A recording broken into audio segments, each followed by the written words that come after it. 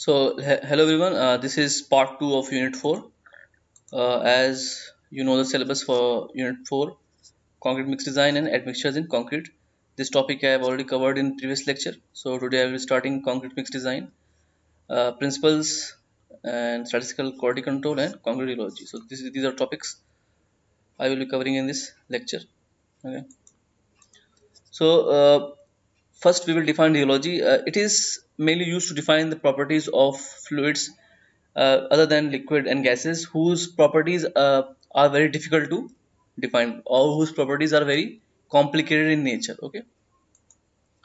So the term rheology may be defined as the study of the science of flow and deformation of materials.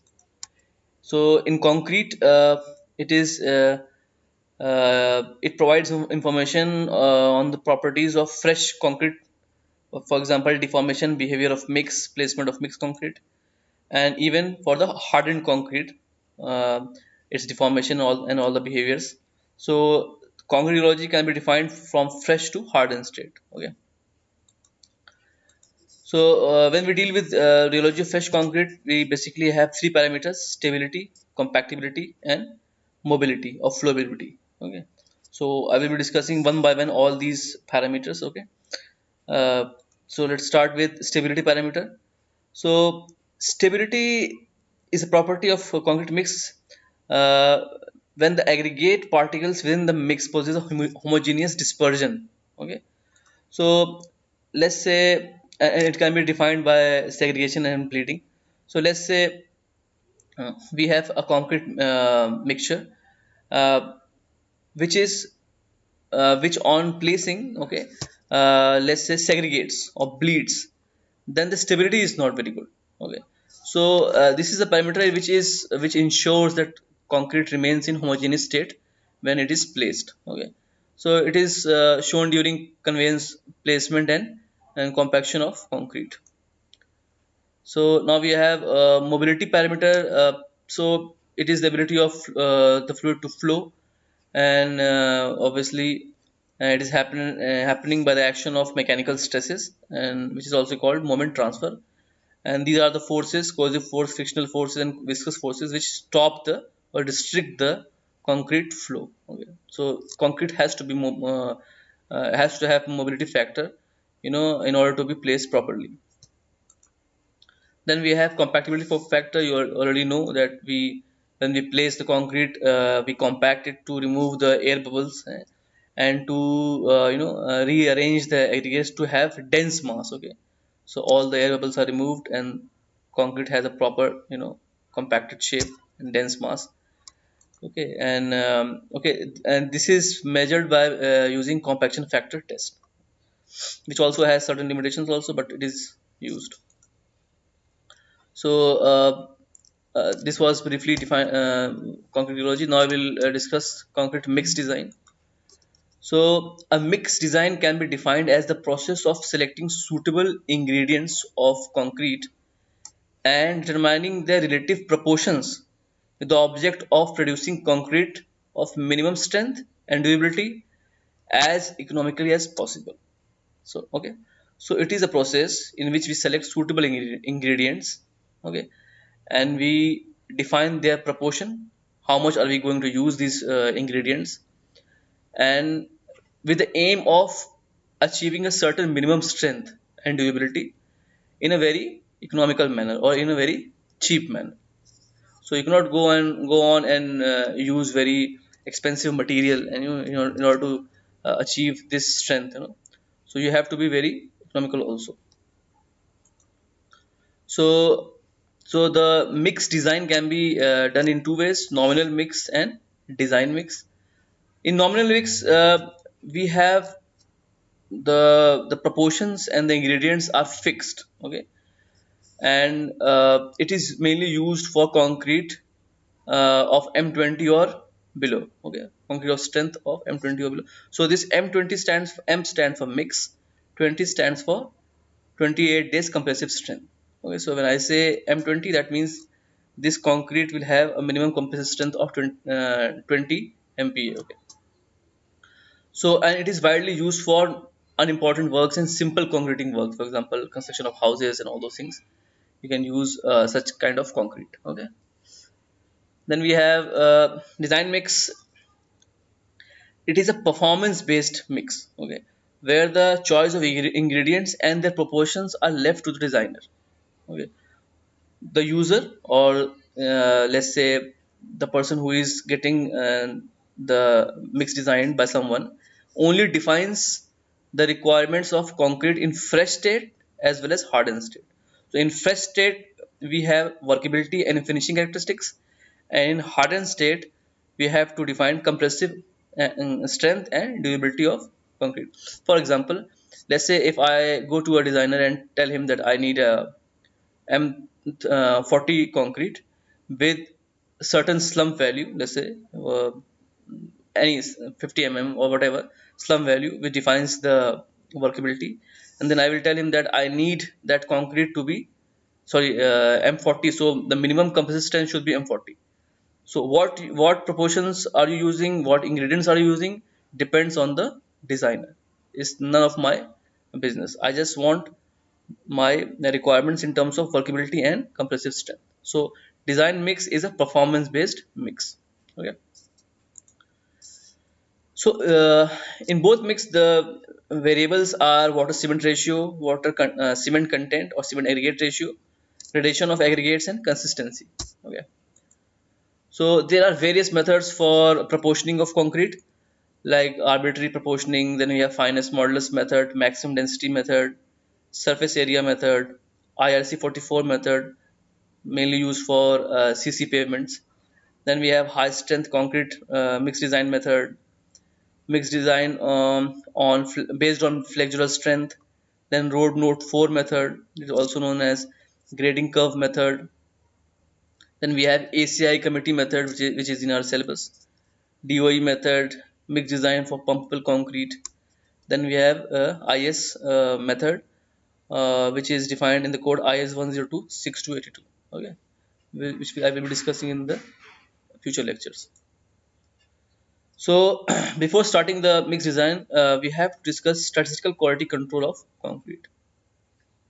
So you have to understand that when you are preparing concrete, okay, because it is prepared from construction materials, like for example aggregates, okay, sand we have, and then we have let's say we have cement, we have all these materials. They themselves have some variations. Okay, they are not very consistent. Okay, so to sand from a same place may also have some difference. Sand from different place may also have some difference. So the resulting concrete will have certain variation. So there will be variation of strength from batch to batch and also within the batch. Okay, so it is very difficult to assess the final strength, the strength of final product, and we cannot conduct a lot of destructive tests. For example, you cannot have like cube test for every batch and every floor if you're constructing a house maybe. So what we do is we cannot reject the concrete just based on a single or few standard samples. For example, if you take a single cube and it fails, it does not mean that the whole concrete is substandard. So we have to have some method where we can allow certain variation but also control the quality. So that's where the quality control comes in. So the aim of quality control is to limit the variability as much as practical. Okay, so statistical quality control provides a scientific approach to concrete designer to understand the realistic variability of the material, so as to lay down design specification with proper tolerance to cater the unavoidable variation. Okay, so it's not that you reject the concrete just because it is not up to a mark by certain percentage. So we have to have certain variation. So if we plot all the strength, strength of cubes on a histogram, we will get a normal distribution. Okay? Normal distribution.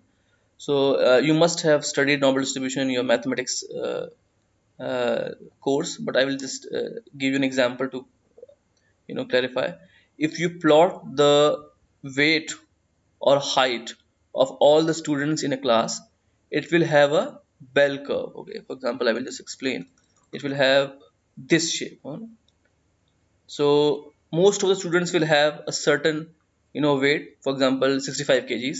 Some students will have more than 65, let's say 80 kgs.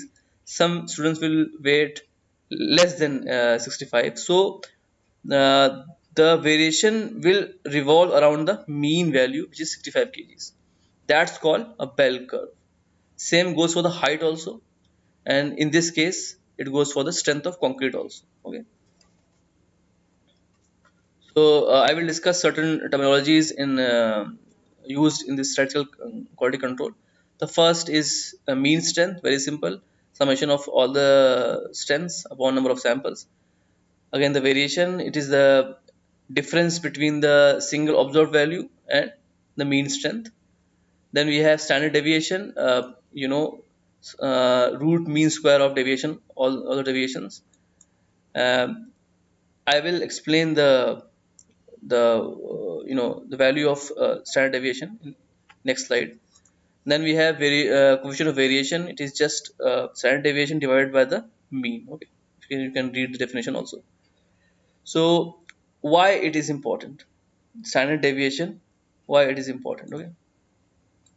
So if you look at these two curves, standard deviation. Deviation means this is deviation. Okay. So let's say this is the mean value, or this is the, let's say, center value. How much are the values different from the mean value? How much are they deviating from the mean value? So for example, if the standard deviation is 2.3 in this case, so what we will have a curve in this shape. If you have standard deviation of 3.9, then we have this curve, flatter curve. If you have standard deviation of 5.5 higher, it will have a more flatter curve. That means the values are distributed around the mean in a very the spread is higher. The distribution of values is spread over the around the mean. That's called standard deviation. Okay. So we don't want concrete which has a lot of variation in strength. So we will minimize the strength of concrete.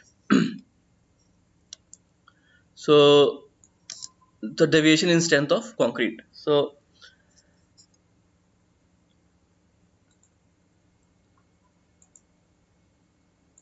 the next part is determination of target strength. Okay. So F target is equal to FCK plus K into S. So what is K and S?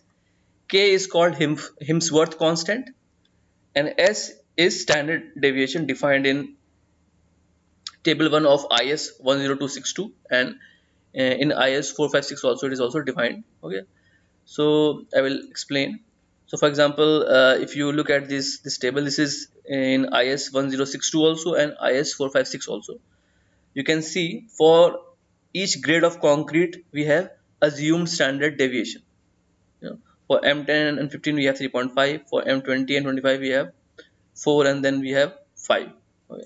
So as for K, Himsworth constant, it is defined by how many samples are defective. Okay. For example, if we take 10%, so we assume that 10% sample will be defective and 90% sample will be up to the mark or up to the certain strength. In that case, we will take 1.28 value of K. But if we go a bit higher, we say that 5% samples are defective and 95% samples are up to the mark, then we take 1.64. So the value goes on increasing as we you know have a stricter parameter for defectives. So let's say for example 1% defective, so we have just 1% of the cubes are defective, 99% cubes are up to the mark. So in that case we have 2.33. So let's say for example we have to calculate, this is a typing mistake, we have to calculate, let's say